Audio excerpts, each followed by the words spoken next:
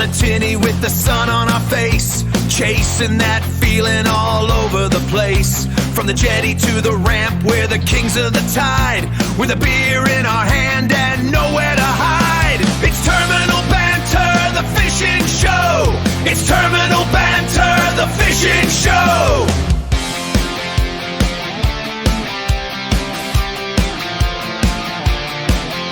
G'day and welcome to episode 2 of Terminal Banter. Tonight we have with us the legendary Dunks. How's it going, Dunks? G'day everyone, Dunks here.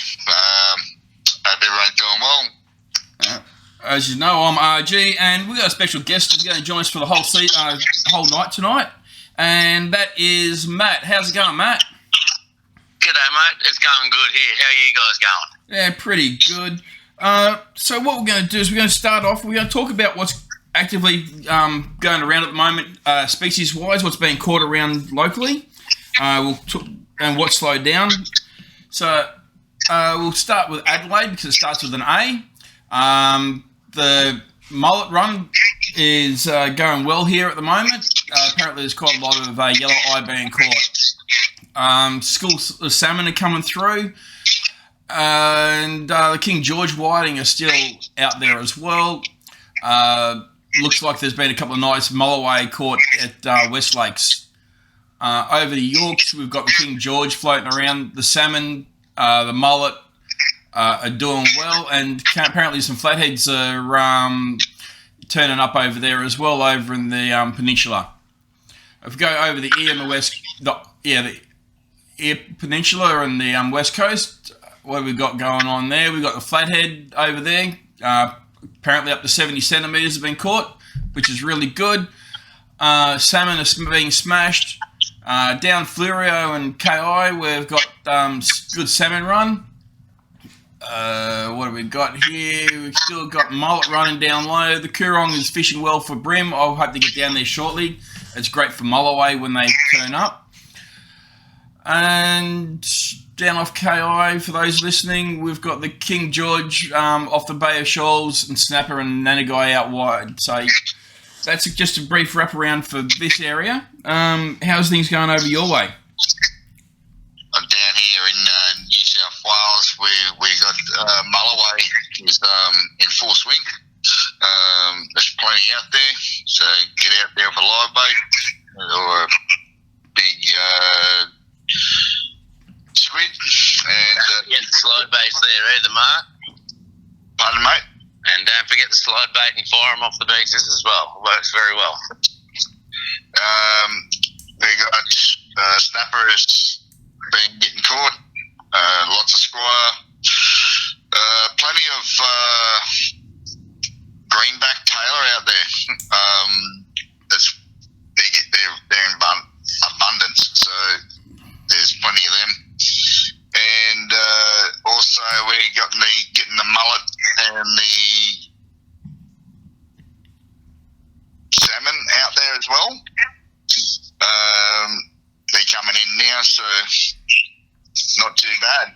It's good fishing at the moment. So there's plenty of flathead still about. Cool. Last one I got was 76 centimetres, so yeah, so they're still getting up there with big numbers. So Well, that's awesome. So are the flatheads still active over there, or are they starting to go out wide to breed? Because I know that different times, like here, they're starting to fire. I know over in Vic, they're starting. The big ones are coming in, but the little ones are heading out. So what's happening over there? It's still got the big ones up in New South, or? yeah, mate, we're still getting a few big flathead up there at the minute. Like I said, I got a 76 centimetre there not so long back, and a few other people are getting big girls. So yeah, it's still about. That's awesome. A couple of weeks back, I got, I don't know, it must have been about 150 small flathead. Okay. Makes this place look pretty dim at the moment because a lot of our fishing around Metro has slowed right off and it's still starting to recover from that algae bloom.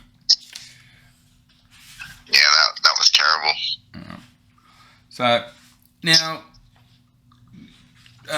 Matt, you got there and you mentioned the live bait sliders. Yes. How do you find them? Because we sell them online for Lovell Rigs. We sell them in packs of 3 for $30 with 3 litres of a metre long. Yep. How do you find them? So I use just the metal slide itself. There's a slight kick in the end that has a little lead weight on it. Some of them I've found come with the plastic wrapping that goes around like your Lumo lights, if you follow what I'm saying, where you put them on your line and that. So some of them are even made with that. What I really like about them is that I can go down, mind you, I own a ute, so I have a live bait tank set up in that.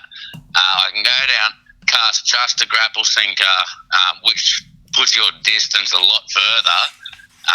You let that bed in, walk up, you grab your live bait, you slide. I make my own rig as such from the slide to the hook. A pre-made rig would probably be a good idea as well. And then you just sending that out. So, look, I like to do it a little bit before dark, just to make sure I get the hang of it. You got to make sure that fish hits the water. But once he's there, he swims to the sinker. So you're on 9 times out of 10 before that fish has even made it to the end of the line.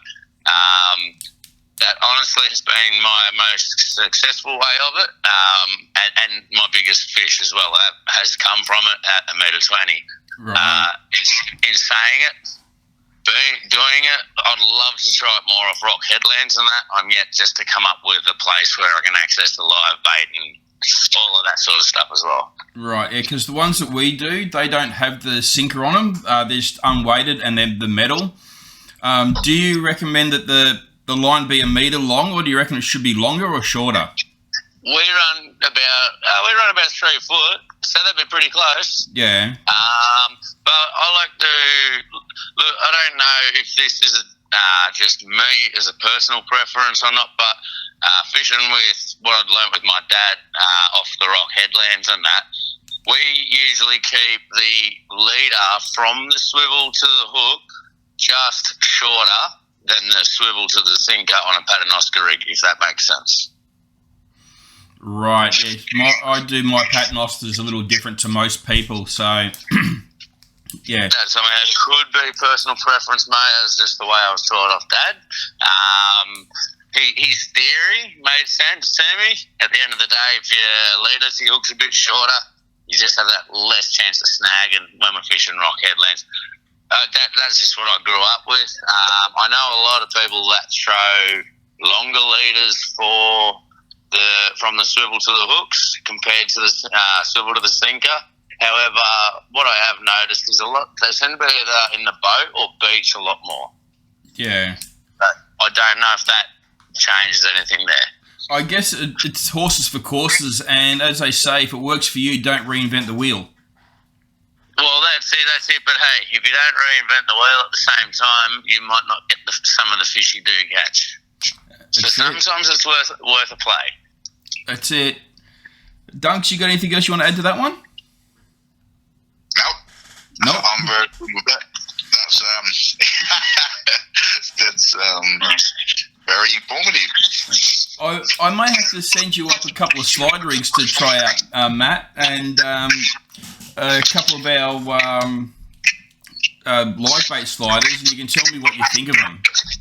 Absolutely, mate, and I'd be more than happy to, if I'm successful on them, I'd be more than happy to also promote them.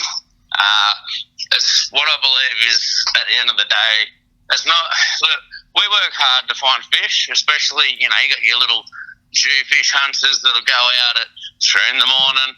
I understand that, and why they don't go up spots, but I don't understand why you can't say to someone, here's how you go about it, what you're looking for, etc. They put the time in. So I'm happy to give them a go. If they work, I'll happily pass them out and teach others how to use them too. That sounds fantastic. So we'll get on to less about me and more about a few other things we've got here. You guys tend to live in one of the best places I know of for flathead, apart from the Great Lakes in Victoria. So let's talk about flatheads on soft plastics. All right. What do you guys find better over there? Do you find the paddle tails or the grubs? I find any curl tail better, hands down, personally. But Mark likes his hard bodies, I believe, Mark. Yeah, I like my hard bodies. So that's a good room for argument. I can't catch a fish on a hard body, yet he catches everything on them. So personally, for me, with the soft plastics, a curl tail, you can cast them wide at the end of the day, and you've got a chance just because of the action. Yeah. So easy for kids. I'm really based on about getting the kids, the families out. So if I was to recommend a lure, I would say, and they're starting out outright, curl tail all day, every day. All right. So, yeah. I have caught redfin on curl tails, but my mulloway have all been on paddle tails. I have heard of the beaches here chasing mulloway, paddle tail is the way to go. Right. I don't do much in the ways of mulloway with lures. When I do have a go for them, I seem to find everything else but that. Yeah. Dunks, you tend to have a preferred for the hard bodies we know, and I've put a couple up on a few of the reviews I've done, but Pinky was a good one for you, wasn't he? Yeah, the Pinky was good, really good. He caught 9 different species of fish. It's very sad that he died. He got drowned, hooked up on a log, and never came back up. He's gone, Pinky's gone. So that hard body I cannot get no more. So I do have one left. I can make one more Pinky. Right. So, I've made a few others, but they're not the same. But they still work, but still not the same. Pinky's Pinky. Yeah. But when it comes to both when it comes to both to hard bodies and soft bodies, retrieval rate matters, speed and that doesn't, guys. Two completely different speeds when you're trolling or using hard body to soft plastics. Soft plastics are a lot slower than the hard body. So I've got a really good general rule for an adult fishing with soft plastics. If you're not having a mouthful of your drink in between every couple of lifts, you're retrieving too fast. Okay. But in saying that, there are other species that would require a fast one, i.e. kingfish, bonito. So depending on what you're doing, but for your lake species, nice and slow, head weight will always have a big part to play in it. And so also in saying that, the lighter you can go, I find the more successful you will be, no matter what, with the soft plastics. I walked into Hot Tackle the other day and got a lure called a Squid Trex. Yes. And I looked at it, I don't know how to use them, never used them, meant to be great. And I asked him, and one of my mates, there was a rule he gave me, and pretty well, it was nearly a gram to the metre, if I remember correctly. So the 80 to 100 gram lure, 100 metres of water, up to 100 metres of water. Okay. If I've got it correctly, but there was a simple equation they did, and I was just like, okay, so that instantly gave me the range to look at, but because it does get very overwhelming, I guess. If you walk in and see these new things and there's 200 of them in front of you, what do you do? But soft plastics, heads, always go the lightest weight you can. And like I said, if you're in the lakes, brim and flathead, nice and slow, have a mouthful of a drink in between, have a look at the phone, whatever, chitty chat. But yeah, with a whiting, you need to keep it moving. So yeah, I've heard that a lot of fish are caught on the drop, not on the lift. correct. I find most of them are. And something I really have learnt about Lake Macquarie. Now, look, I really like the vibe range. Vibalicious is the name of the lure. I really like them up to about the 90 mils. Now, when we use them, but in the lake, you need to keep that line tight as the lure drops, because whether it be brim, flathead, jewfish, you feel the tiniest tap. And it seems to always be when it's dropping back to the bottom. Okay. And that's when you strike. You don't strike, you miss. I'm mainly a bait fisher. So for those who are actually watching this on YouTube, you see me putting my head down. It's not that I'm not listening to these guys. I'm actually taking notes. So if you can have a look, there is notes on there. So I'm actually taking notes while I'm listening to Matt. So yeah. What about you, Dunks? When it comes to your hard bodies, like I know that you do a lot of trawling in your boat and that, and I know we're going to be talking to Aaron next from Aussie Rattlers about trawling speeds and stuff like that in our next episode. But when it comes to trawling with your hard bodies in your boat around Lake Macquarie and all that, what's roughly your speed that you tend to run at, and what target species do you have? Well, I'm told with viral speed, so probably 2-3 knots. Right. So That'd make it, what, 6K roundabout? yeah, roughly about that. So my hard bodies, some of them don't like a fast pace, so they're a lot slower speed. So, but in saying that, once they start swimming, sometimes you can pick up the speed a little bit.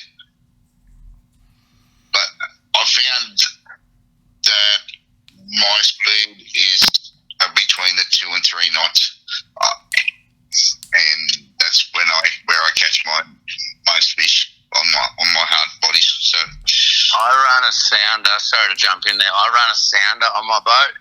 As you know, I don't know much at all about hard bodies. When I do use them, I do what I've seen Mark do, and that's trolling them along the boat. I'm running 5 to 7 kilometres. That's hence the reason I said about 6K with you. So it's about the same speed. And I find that, yeah, we do well with the tailless salmon. But I use my sounder, so that's the only way I know the speed. So I just put it in gear, and I start moving forward, and then I bring it back to right to the edge where I'm going to flick it off to neutral, and that's what I do. Yeah. When I've trolled hard bodies, it's only been in the kayak, and what I tend to do is try and get enough speed up just to watch the tip of that rod start to vibrate. And once I got that vibrate, from all the TV shows I've watched, that bit of vibrate lets you know that it's got the right swimming action. It's got the movement that you need, yes. Yeah. Without that, something's not right. Either speed, weight on the line, you need to have that bounce.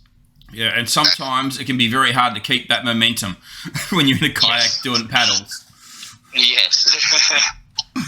So that's another thing we'll speak about with Aussie Rattlers on the next episode. So stay tuned for that one, guys. We're just starting to warm you up.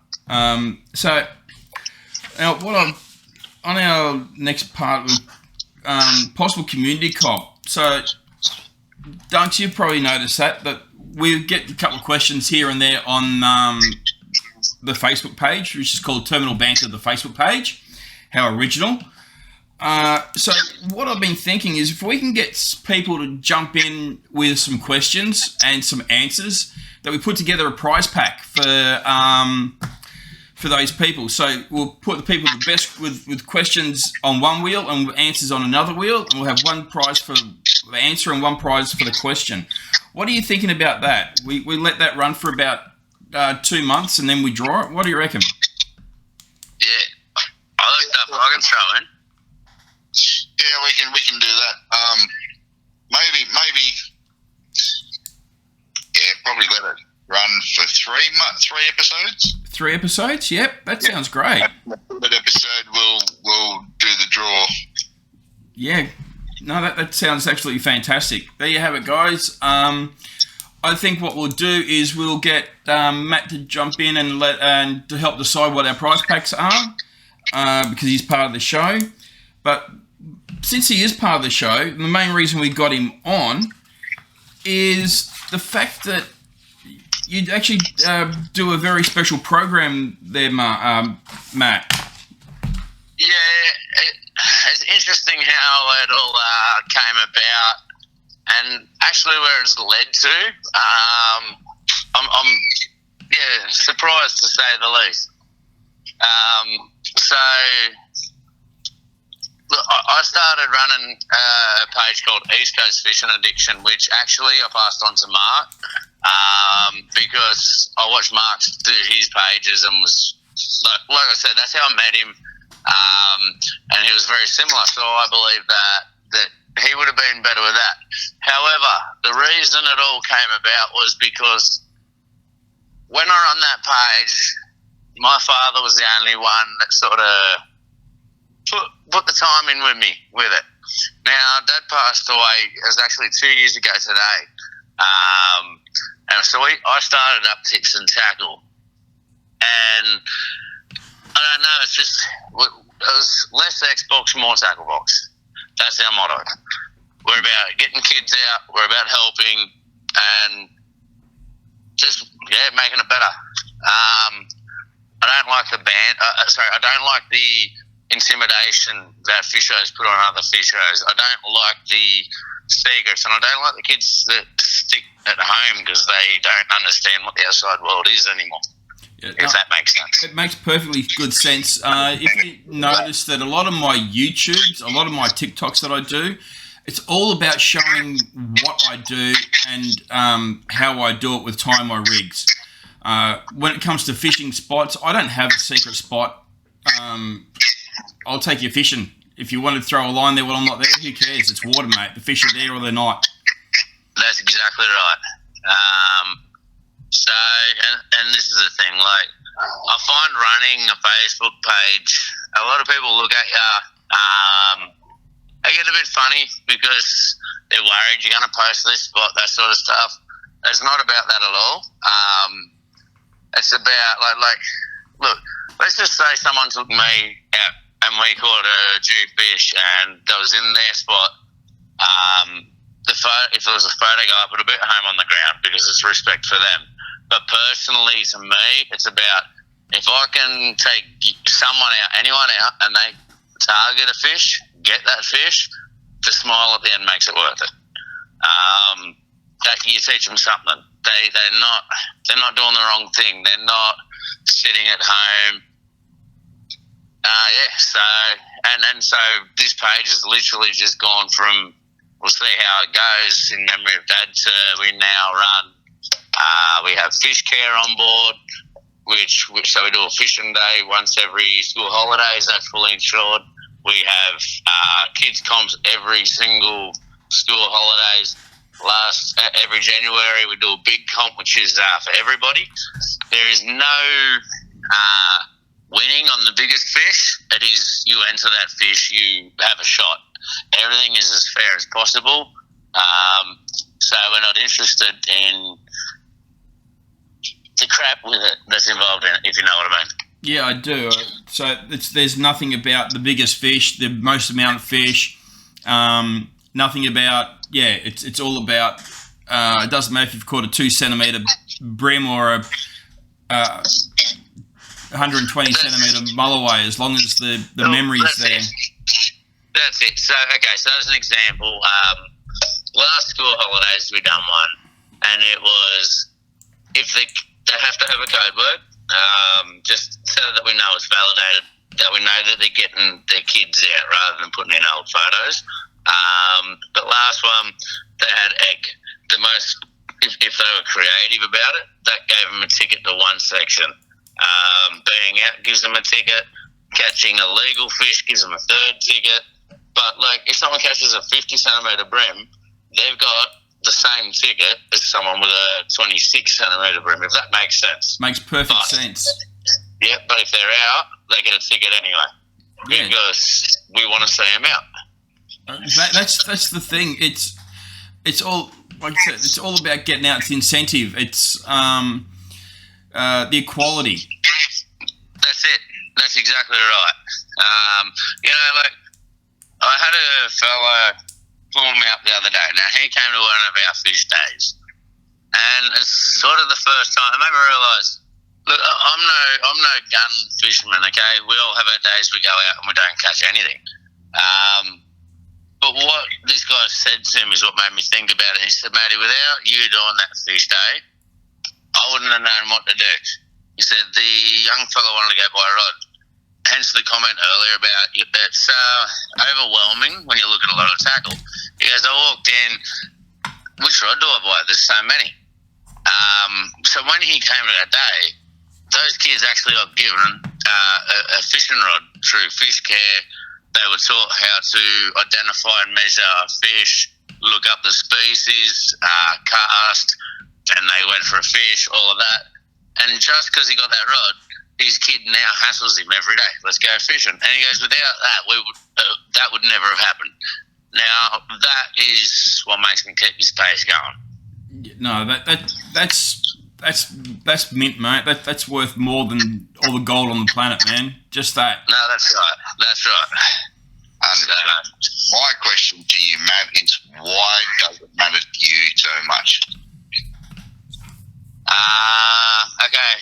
To be 100% honest with that, I got two dads.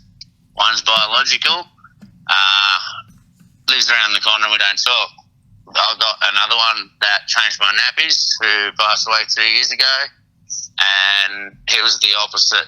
So I remember going down the beach and laughing at him when we come off because we caught all the whiting. and all he said to me was, to see the smile on your face makes it worth it. We were into it. Like, as kids, we were stuck into him. Yeah, whatever. You got to get fished. But I understand it now. And that's a big part of it. Yeah. Just pass on the information. Get the kids out. Get anyone out. It doesn't have to be kids. Get people out. Fishing's got a great community. You can go down. You can be on a wharf. Someone has no idea. I met Mark at Dora Creek the first time. He had his ways of fishing. I'm like, cool, here's some plastics. Try them. He in turn gave me some hard bodies back. I'm like, yeah, let's go out and you can teach me. But you got me fine, and that's what I like about it. There should be no hostility. There should be none of that. No, that's it. That's the problem is here in Adelaide, there are sometimes different locations where people do get nasty. We do have one spot where the salmon runs in and the salmon's that thick that people get there and just throw them on the jetty and cast out again because they're using lures. By the time that school's finished, there's so many different fish on the ground that people are fighting over whose is who. Yeah, see, it's silly. It's silly. But that also, I personally believe, comes down to, I guess, three facts. And I'll be careful how I word this one. So one would be lack of education. Okay, because we should know better than to catch it, especially if you're keeping it, to catch it. Well, even more so if you're not keeping it, to pull a fish out of the water, chuck it on the warm ground in the sun straight away is unethical if you're not gonna if you're gonna let that fish go. And two, if you're gonna eat it, you're not doing yourself any favours. And then it's so education is the moral, and then you just get these people that do the wrong thing. Now, this is a big issue I've tried to address for a long, long time. But again, I still believe it comes down to education. And people will sit there and say, certain races and that sort of stuff. I believe that we're in a country where we've all come together. Okay, and you're always going to have one person do the wrong thing, but I believe that adequate education and treating each other with respect would change a hell of a lot. But for some reason, they get in a group where the fish are on, and there's plenty there. Share, if you know what I mean. Sorry, I'm trying to think of the best way to explain it. Exactly. The key word you said there is education. We don't have enough. We don't have it in the schools like there was years ago. I remember back when I was in high school, and I'm talking back when I was in Victoria, just started year 7, we had fishing as a sport. At the same time, there was also clay pigeon shooting. So, yep, and so this is the other thing I don't see enough of is so yes, the government's starting to put them out, and as silly as it is, it's little things. I understand a lot of people can be lazy. There's bits of pipe. We will make them where you screw on the end on the bottom, and you put your line on the top, and it comes out at 90 degrees. So no birds get in there. You know, you drop your line in there, it can be emptied out. The other one that people don't understand, excess line. You roll it up in a loop, you cut it into a couple of pieces through the loop. Birds don't get caught in them. If you're in landfill, that's education with that. And these are the little things we try to point out, tips and tackle, if you know what I mean. and we also have pockets as well. Yes. That's what blows me away the most, mate. These people walk down and carry 2 kilo of pillies in, their lunches, all the food. But when the esky comes out, they don't bring the empty plastic back, which is lighter than what they carried in. Yeah. That you know, and that's it. So Also, there's a garbage right beside them, but they'll still throw it on the ground. yeah, Mark, you fish around my area. You'd know hot water outlet at Eraring Power Station is perfect example. Garbage at each end, and there's more rubbish in the middle. Each end's 100 metres away. Perfect example right there. So which power station's this one? Eraring Power Station. So it's the largest. I don't know if it's the largest power station. It's the biggest one operating on Lake Macquarie Bar.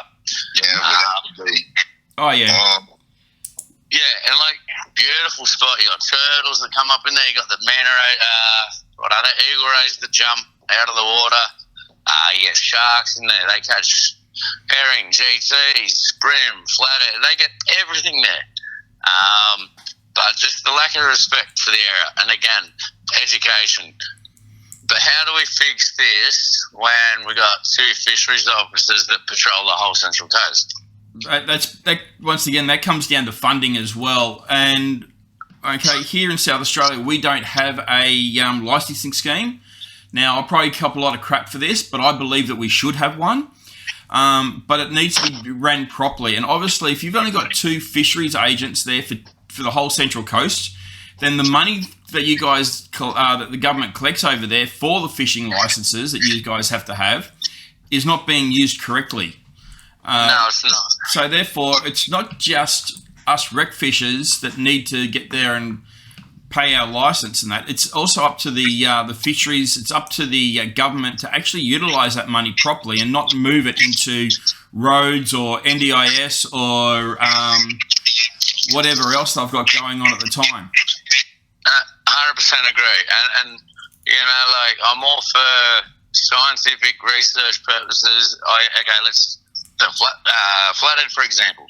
I'm all for if that fish over a certain size is this big breeder, and how they've done this.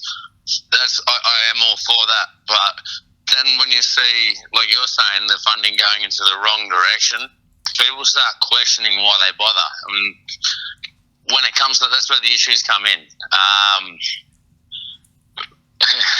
It's an interesting one, but again, that comes back to the government side of it, the political side, and I'm not sure how we'd go about fixing that. But again, education. If everyone was just cluey or smart enough, and those that didn't understand were taught properly, then we wouldn't even need the fisheries. People would use bins.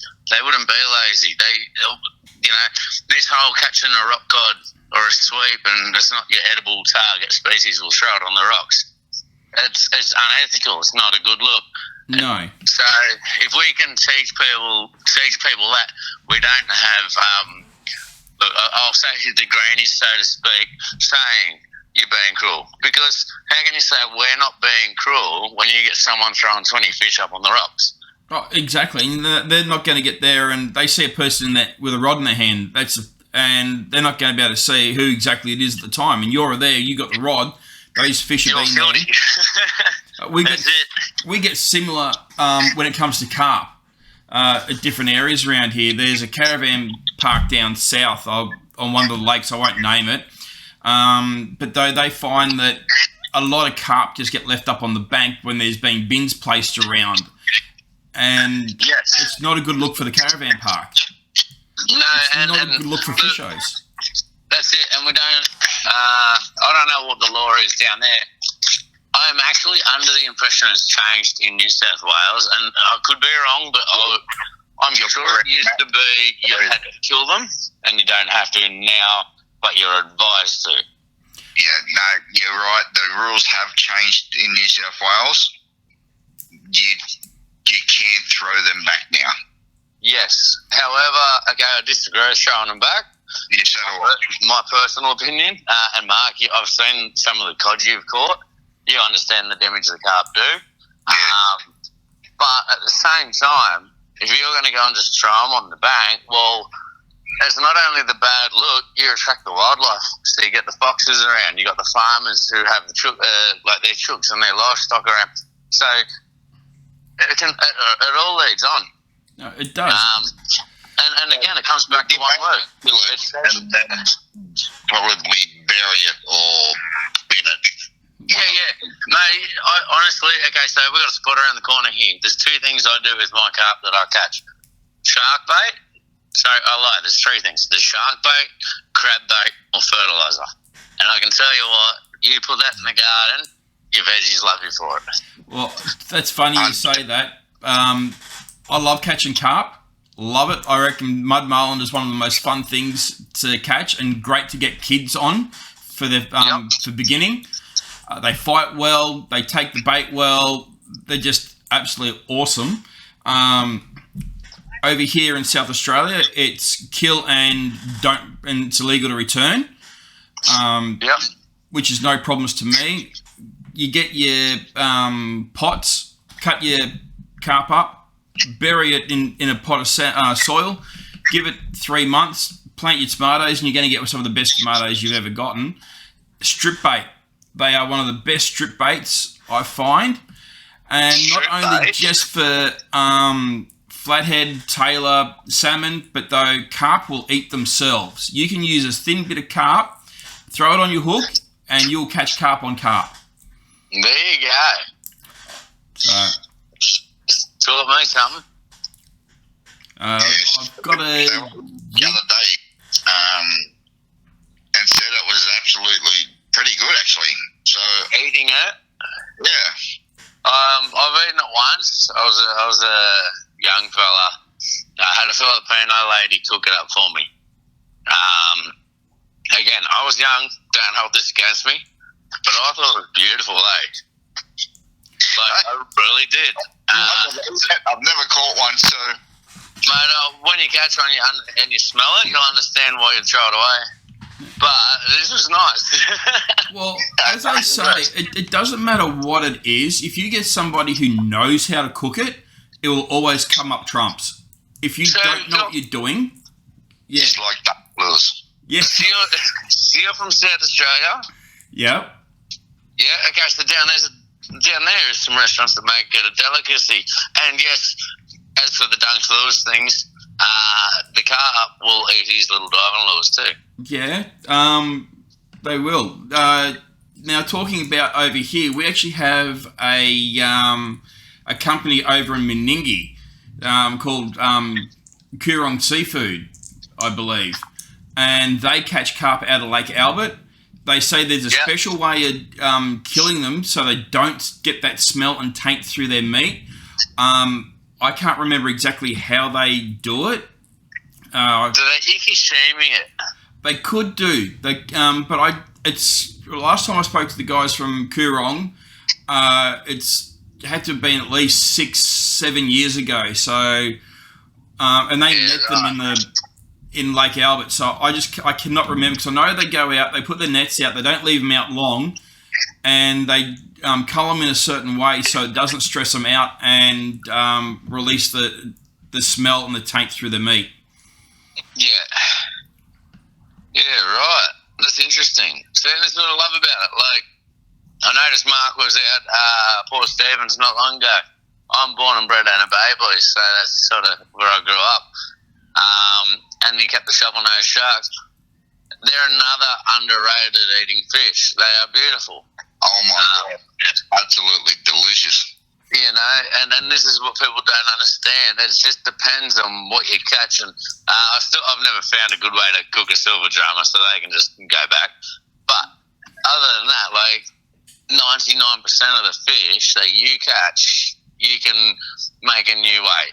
And again, back to the page, that's what like Australian salmon. You either get people that love it or call it garbage. There's no in between. Well, you're right there. My other half, Danny, she loves the stuff. You go and hand it to my brother Eggs over in Vic, who eats flathead and whiting all the time. He'd turn around and tell you, get there and shove it where the sun don't shine, because he won't eat that rubbish. Yeah, and the missus. So I have a friend that runs a brewery, who's actually a sponsor of our page, and he's American, and he's like, nope. No way. So my wife will make it in either the patty or a pie. And the difference is one's breadcrumbed and one's not. And they love it. But then people see it. And so when you got 4,000 people that look at it, and one or two go, how'd you do that? You put a recipe up, and you change 2, 3, 4 people. How hard is it to go catch a salmon off the beach when they're running? And then you've just given a family a feed for 2 nights. Well, the salmon will eat anything, just like a tailor. And that's right. If you want to get there and confuse people, just call it a car wine. A car wine, yeah. People spin out, eh? Call them a car wine. Take it from our New Zealand counterparts over there. That's it. That's exactly right. The ones that are over there seem to be babies, but yeah. So they use their ones as bloody kingfish for live bait. Yeah. So, now... Kingfish for live bait? So, no. They use their salmon for live bait for the kingfish. Yeah, so, and they're not using the small... fish we take home to eat is their bait. Crikey. Yeah. There's a few good YouTubes on it, man.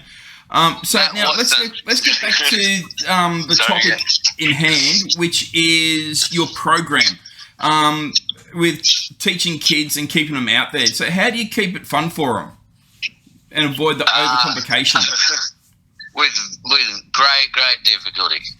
So the way I've learned with this page now, and bear in mind the other page that Mark's now doing, it was a good learning curve. I have myself and my wife as an admin, my mother and brother who are moderators, and a couple of very close friends. That's it. Everybody works together, comes up with ideas. Zara is a moderator. She actually won a competition once. She's the one that does fish care. Come to me.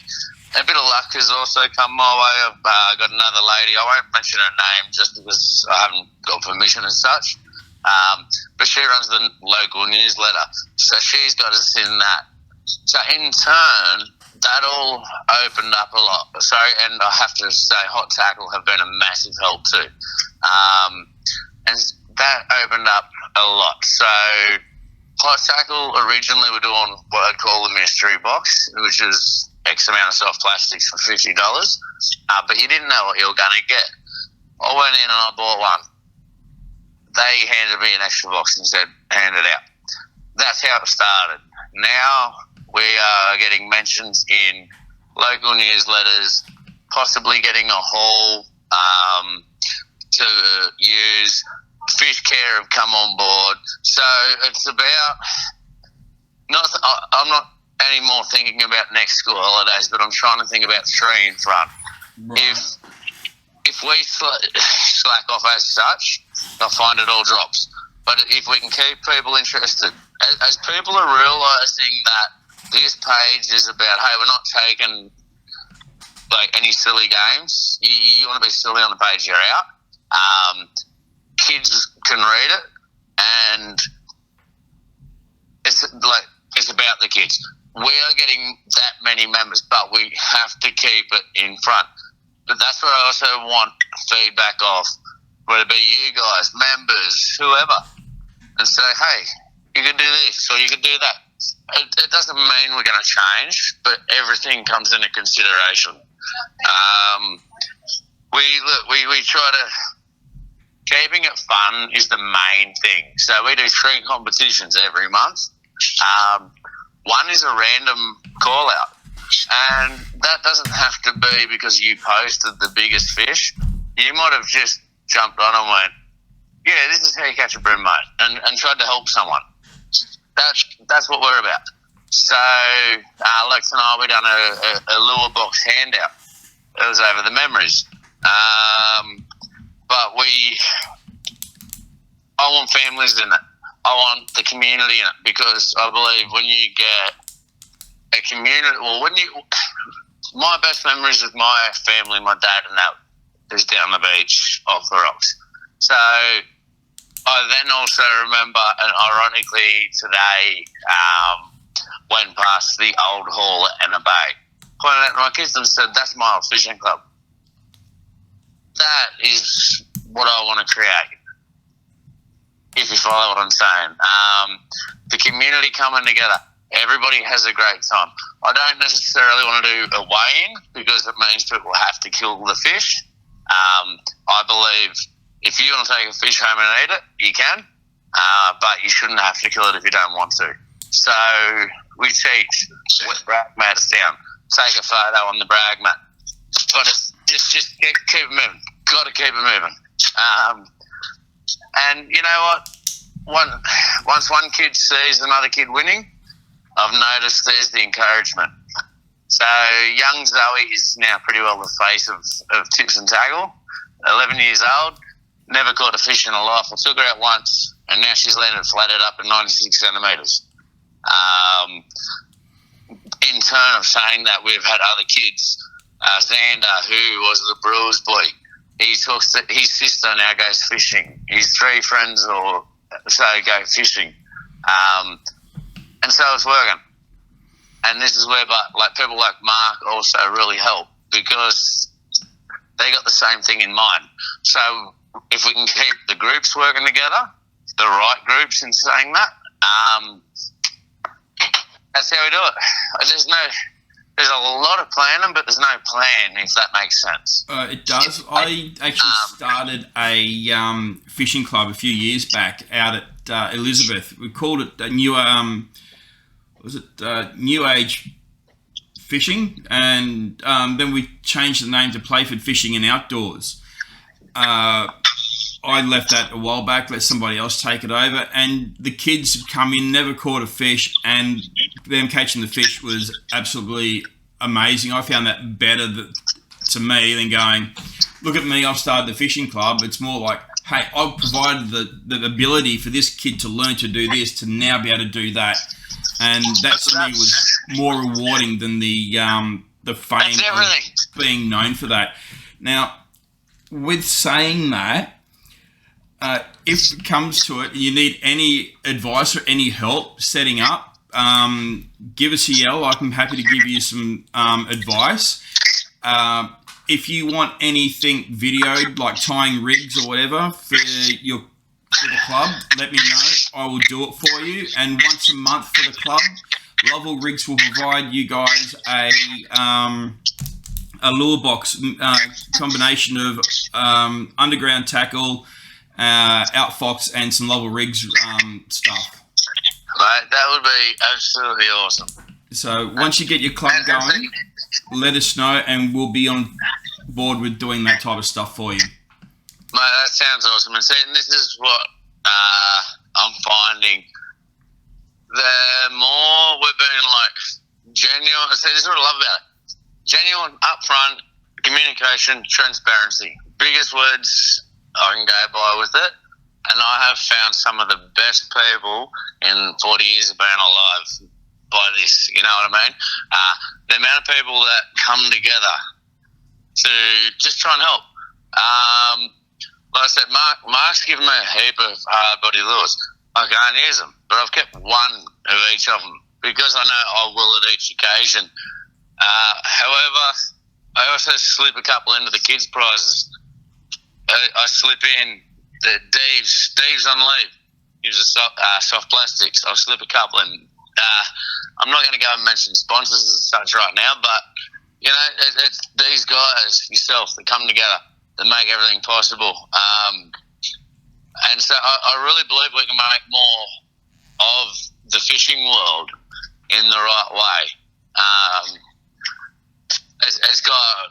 It depends on who you ask. Our stigma's either really, really good or really, really bad. And look, we can't change everyone's mind, but we can show people that we can do the right thing. No, we can get kids out. That's it. Now, another thing is, when you get your club going, you're going to need a first aid kit. So Level Rigs First Aid Supplies will supply you guys with a snake bite kit and a basic first aid kit for the club as well. No, mate, that's awesome, hey, and I'll have to work something out to help you guys out in return. Mate, you come on the podcast. That's great. We love, myself, I'm very big with trying to push for the community to grow when it comes to fishing, particularly with the kids. I know Dunks is the same. That's why we've got to get Matt on for the next, for episode 2. And so, yeah, I'm so glad we have got you on.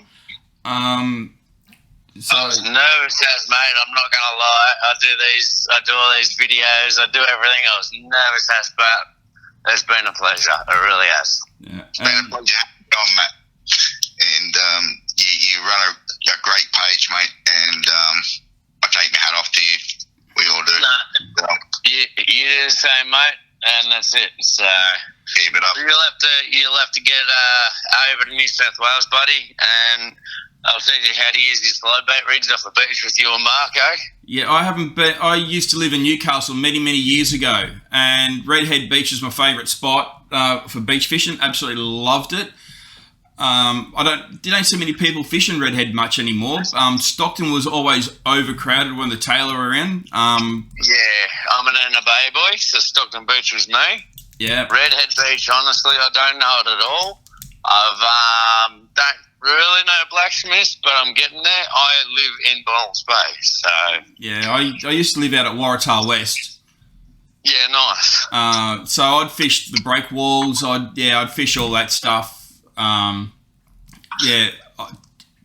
say I miss the place is an understatement. If you ask my other half how many times a week saying, I've got to move back, we've got to move back to east, we have to move back east, she'd say if she had $1, she'd be a millionaire in a week.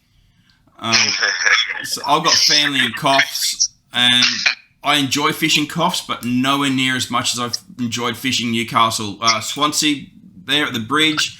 I remember years back I hired a canoe out of one of the places down near the bridge. This is going back in the 90s, and I tried to get the line down, and I reckon I caught more snapper on the way down, like trying to drop bait. I caught more squire down than anything else, and I got bored and went home because I got sick of catching squire.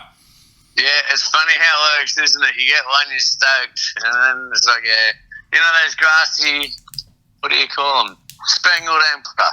Yep. I went out of Swansea, I was fishing the rock wall there in the Sydney. It was actually Zara, the lady from Fish Care. First time she ever came on the boat with me. I don't know, 15 hours that weekend. You know, I got 10 spangled emperor about, 9 centimetres long. 15 hours. But hey, I caught a spangled emperor. Never got one before. I was over it by the time I got 5, but... I look at it this way. It doesn't matter if the fish is 5 centimetres or it's 120 centimetres. Every fish is different. Like I've caught mulloway 60 centimetres on a lure, and I've caught them at 70 centimetres on bait. And It's a buzz either way. the 60 centimetre one sticks in my mind the most because I got that on a white paddle tail in the kayak, and it just felt like a dead weight as I brought it up. And as I come up to the side of the kayak, I saw the purple, and it just rolled and looked at me and went, "Yeah, not yet," and took off. And that was when the fight happened. It basically come up to the top, looked, rolled, and ran. I only caught one on a lure, and it was on a white jerk shad Yeah. with a forktail under Kura Bridge, and he was probably about the same, 60. He was actually, it would have been smaller because back then the size limit was 60. So it probably would have only been 50. But I tell you what, it is still the only one I caught on a lure, and one of the ones that stick to my memory the most.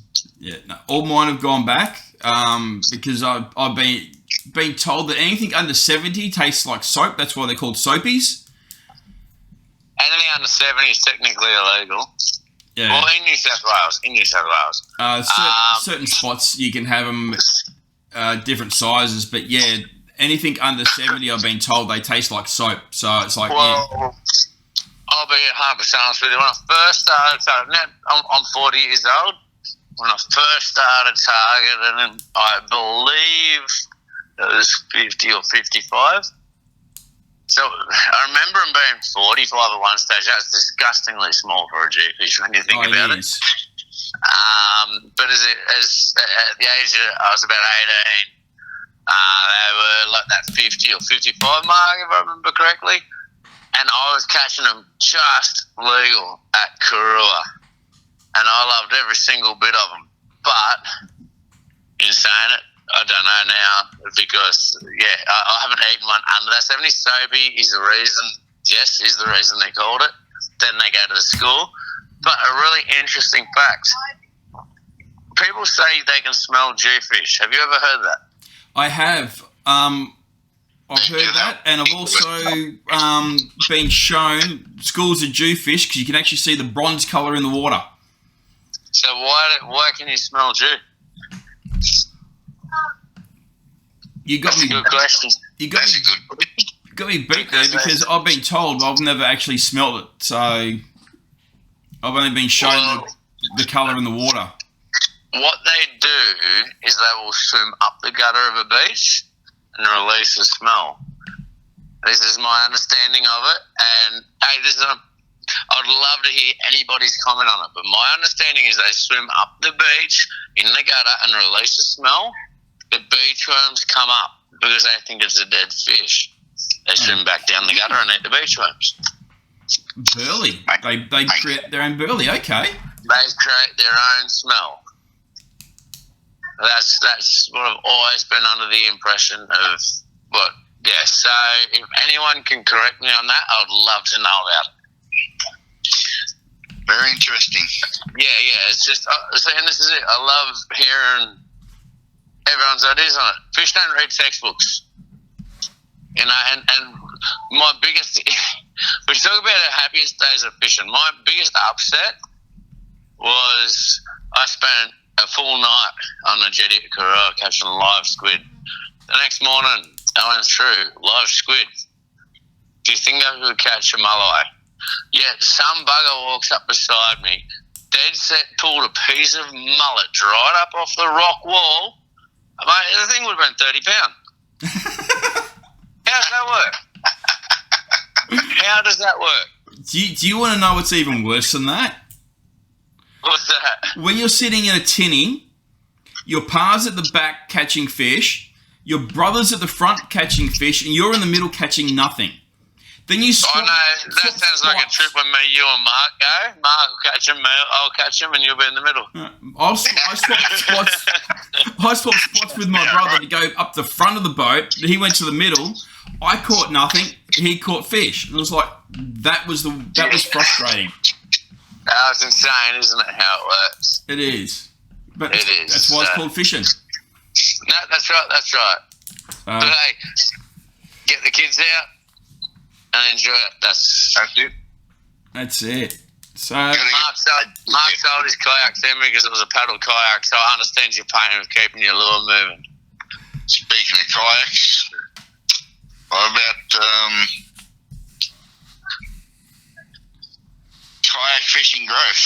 I mean, Yeah, it's getting more popular.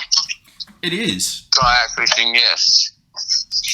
And the thing is, there's a lot of different kayaks out there that you can access. Like even little kids' kayaks for fishing are out there as well.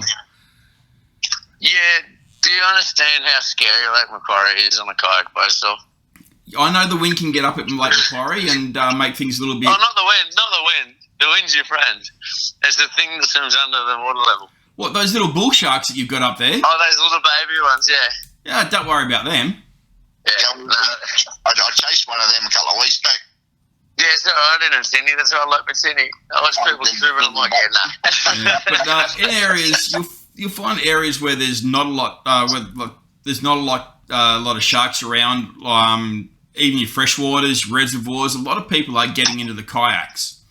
Yes, no, that's correct. And mate, like honestly, I love me kayak fishing. It is so different. Like, okay, so we've got a river system here called Wyong River. Mark would probably know it quite well. Mark, I believe, you fish up Seam Way, which would be the back of the Hunter River at the end of the day. Wyong River's sort of closer to me. And you know what? Like I said, I've never caught a fish on a diving lure. Everyone laughs at me. I can catch bass on a surface lure, and people go, how do you do that, but you can't get one on a diver? They're meant to be easier. Well, they're not. But to paddle up a freshwater creek, see the lizards on the logs, the birds, the bugs, everything, I don't care if I don't catch anything.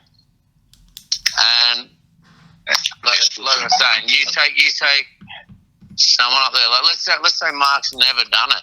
I take Mark up there just once. He goes, oh, I like this. So he goes and buys a kayak, and then he takes his kids up there. But then his kids might take their kids up there. Job's done, isn't it? It is. It is. I know. But you also got to get there and make sure you maintain the safety issues, have the right life jackets and everything. Yes. 100%. I do believe, I know here in South Australia, it's people under 12 are not allowed to have a inflatable. I think it's 12 or 14 aren't allowed to have an inflatable life jacket, which is a good idea. That's a good idea because they would panic and not pull the cord. Yeah. So. That's right. And that's how a lot of people, even whether they're 10, 20, 60, I mean, we had another guy go on the other week off Snapper Point, okay? I'm not trying to be mean or point things that I mean like this, but come on. It's 4.5 metres swell, most notorious spot one of the most notorious spots on the east coast. The first time I ever came here was when I moved down from Manor Bay. I went, oh wow, they got a sign. They've had 5 deaths this year. They changed the number on the sign. That says a lot to me. These guys fish at 4.5 metres swell, right? Now, so getting back to the whole kayak, the law in New South Wales, if I remember correctly, states you do not need a life jacket over the age of 16 if you are under 100 metres from the shoreline. Again, I believe education, life jackets have come a long way. Back in the 70s, you had a big yellow square chunk of foam over. I can wear my life jacket now. It's a mine personally is a pull cord. But my boy can wear his normal, they got the foam in them. Yeah. If I remember correctly, they're like your PDF 100 and 150s, different stages. You should not be in the water without a life jacket. Exactly. Right. And you come off, hit your head, anything. I'm epileptic, okay?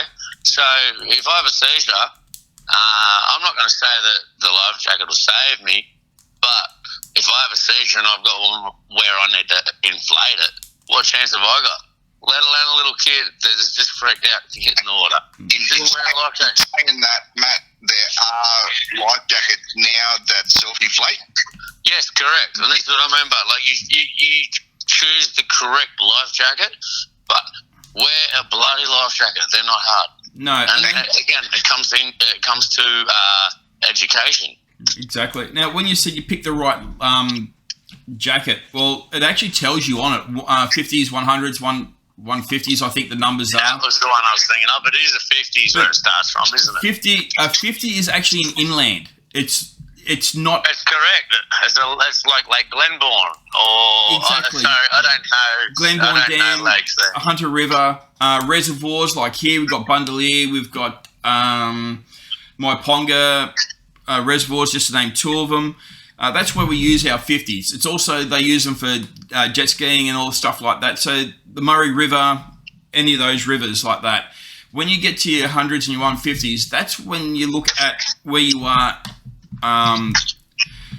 in the boat. So to get there and go from, if I take the tinny out and I go up to, I think it's up to 2Ks, 3Ks from the shore is 100. Anything after that is your 150. Yes, that's. I believe you're correct. I would have to recheck the ruling, but It could be up to 5. It could be up to 8Ks, 5Ks, 8Ks. I'm not 100% sure. 2 nautical miles out in New South Wales, 2 nautical miles out, everything changes. That's when you need EPIRBs and stuff like that. Exactly. So I learned this one the hard way, right? I went out. We had a couple of 50s on. We're in the lake. And there's a big yellow sign. Mark would probably know it on Lucy's Breakwall, Swansea Head. And it says, "Do not pass this point without the correct life jacket. You are doing a bar crossing." We were drifting. Tide was running out. We were getting stuff. So we're like, "Oh, we can push it." It was me and my mate Nick. Now, Nick ran East Coast with me as well. Maritime caught me pretty quick. They were there in no time. Pulled us up. While they're talking to us, they're like, "Mate, all it takes is one wave." Like, the guys are really, really good. But he's like, "All it takes is one wave. You lose your balance." As he said it, my mate lost his balance, hit the bucket, ate it. That's all. He ate it. And the guy just looked at us and went, "Yeah, just like that." So my biggest recommendation to anybody is just buy the bigger life jacket straight off the bat. Not Because they don't, like I said, they don't expect us. I can wear it. You just got to have it over the top. You can wear it anywhere and everywhere. Just put the bigger one on, because what's the worst that's going to happen? You're going to have more protection than is required at worst. Yeah, no, 100%. And for those who are looking for kayaks in Adelaide, we don't deliver, but we do get there, and we do stock on our website kayaks to fish kayaks, which are really, really good. And we'll talk more about kayaks to fish with Aaron on the next one. Yeah. So you do kayaks and equipment yourselves? We sell them online, yes. Can you pass on information onto... So I'll get everything so you're pre-approved. If you could pass any form of safety information, whether it be kayaks, boating, feel free to advertise that on our page too. Yeah, I can. We're doing that there because that's what we're about. I can promote the safety stuff that we know of and all that. Not a problem. So that's easy enough done. As I said, I'm even happy to do little clips on tying rigs and stuff like that, not just for your club, but I'll also pass them through for you to get there and check off to post up on your page for tips and tackle as well. I do have one tip that I love to give out, so I'll do another video on that, just a short one for you to put up on your Facebook page. It's about tying hooks on. No worries at all. And if there's anything I can assist you with, make sure you sing out. Well, I don't know if Mark will get there and... Oh, it looks like we've lost the boys. I will leave it there, I think, for tonight. I'm that rig guy. This has been Terminal Banter. We lost Mark and Matt. We'll get there and try and get... here we go. We've got them back. And you're back on air, Mark. I am here. Now we just got to get Matt. Yep, I was just about to do a sign-off, but though it's all good. False evidence there, guys. Something went wrong in the technical. I love technical stuff. Okay. We're not going to have dead air here. So as I was saying, that Lovell Rigs, we get there and we do kayaks to fish kayaks. At the moment, everything we got access to is online. Anything that you guys want to get there and find out if we can get hold of, just get there and let us know. Contact us on the page and we'll get back to you. And is that you back, Dunks? Yeah, I'm back now. Okay. I couldn't get hold of Matt. Okay, so I don't know about you, Dunks. I'm just thinking maybe it'd be great to get Matt back on again as a bit of a regular throughout Terminal Banter as the time goes on, to keep us updated on everything that's going on with the club and his page and all that. Yeah, definitely sounds good to me. Yeah. So there was one thing he said at the 56-minute mark, which was about the smell of the mulloway and going up the beach with the sandworms. Yeah. I was thinking, why don't we put a lure pack together for somebody who comes up with the best answer for that? Yeah, that sounds good. So we'll get there and I'll advertise that on the Facebook page tomorrow. I'll advertise this on the 2nd, which is going to be when we release these now. Will be the 2nd of every month. So this has been recorded on the 1st. This will be edited and put up tomorrow. On the 2nd. So on the 2nd, the comp will be put up, and we'll let that run for a whole month for that one, and then we'll discuss about the other one a little bit later and work out which is the best way to go for the way in the comp. Yep, sounds good. Awesome. So one thing, you caught a really nice looking fish on the weekend. What was it? That was an 81 centimetre Murray cod, mate. Yeah. That's my favourite fish to catch. And our machine. Yeah. And you said that there was a little story behind that. You're doing something. This is a typical scenario that I'm pretty sure it happens to everybody. What were you doing when this fish hit? I was testing a fishing lure that I built for the salt water. It's a saltwater spinnerbait.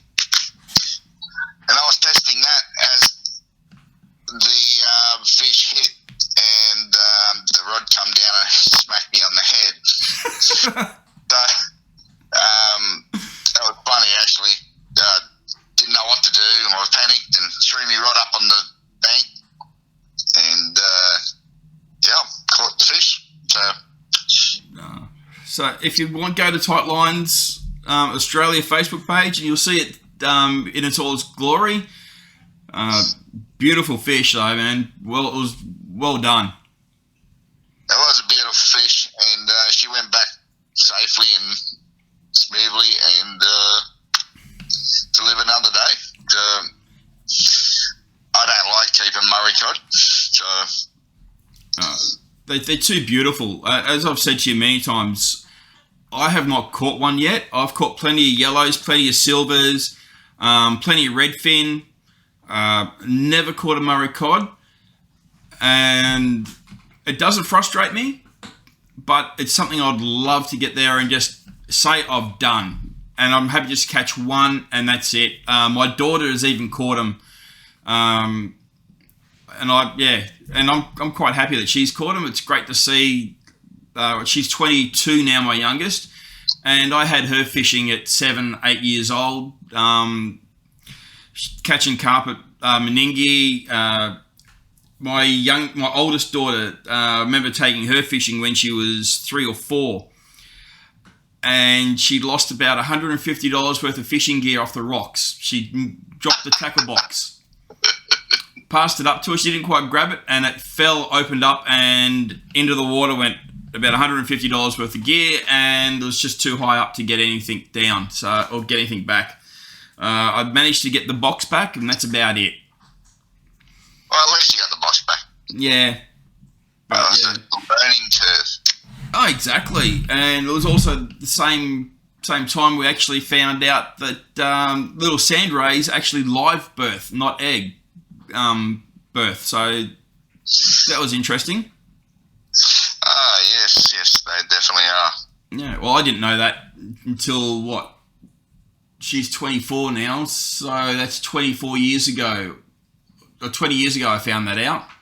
Christ. My youngest is 22. So, yeah. Yeah, well, I found out maybe about 20 years ago. Yeah. So same, I'm still learning. Everyone still learns. There's no two ways about that. Yeah. Oh, man, we're getting up to the hour and 15-minute mark, man. So I reckon what we should do, bro, is we'll let these people go, and we'll wrap it up. What do you say? All right. Yep, let's wrap it up.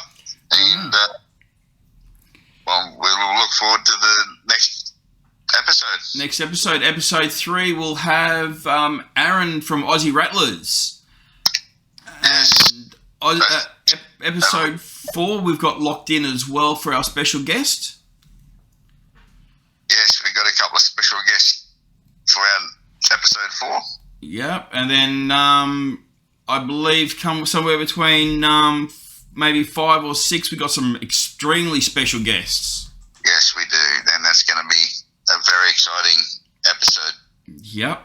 So, I'm that rig guy. That's Dunks. Get out and get amongst it. Until next time, catch you later. Alright. See you guys. Alright, legends, lines are in for the day. Sun's getting low, time to make the run back. From our tinny on the tide to yours, catch ya on the next episode of Terminal Banter.